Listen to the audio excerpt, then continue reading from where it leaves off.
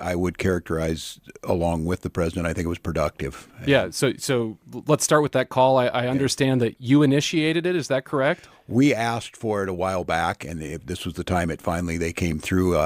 I got a early morning call from the president's chief of staff, who we have been communicating with regularly, several times a day, myself or my team speaking with Susie Walz, and she said the president wants to speak with you, and they called back in to us, and we spoke for about 10 minutes, 10, 15 minutes. Did the president make any firm commitments that the course of this immigration operation will change? Well, I asked two things were clear. First of all, I asked that we have a fair and independent investigation into the murder of both Renee Good and Alex, and that we have to be able to do that. And he said, we'll look at that. We'll take a look at that.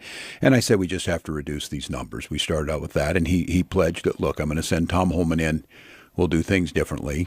He explained to me how he thought it was very successful in Louisiana, very successful in Louisville, which I shared with him. But ICE did not shoot anybody there, and the presence was much smaller and much more targeted, like they were doing actual ICE work. This is, as we've seen, massive numbers. So it was cordial. I think he understood this. I told him that this is unsustainable, and I said, quite honestly, no one wants this, and I hope that's true. No one wants this. What about the investigation? I mean, you asked for him to allow state investigators into the fold regarding the deaths of Alex Preddy and Renee Macklin Good. What precisely did he say in the response? He said he would look into it, and he said, look into it. I hear you. We'll look into it. And what if that doesn't happen?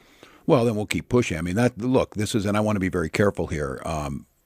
I don't want to, and one of the reasons that I am staying a little behind the scenes and working constantly on those calls is that part of this is about how you're viewed by this White House. I think the listeners here in Minnesota know that I'm somewhat of a lightning rod for this administration. I certainly don't want to be that, but I've had to be speaking up about the atrocities that we're seeing and pushing back. So at this point in time, the president certainly seemed earnest. He pledged to me that we would do this. As I said, we've been in communication over the weekend with his team pretty extensively. I'm understanding now that, and he said he would have Tom Holman in here, and we'll be in touch, I hope, later tonight.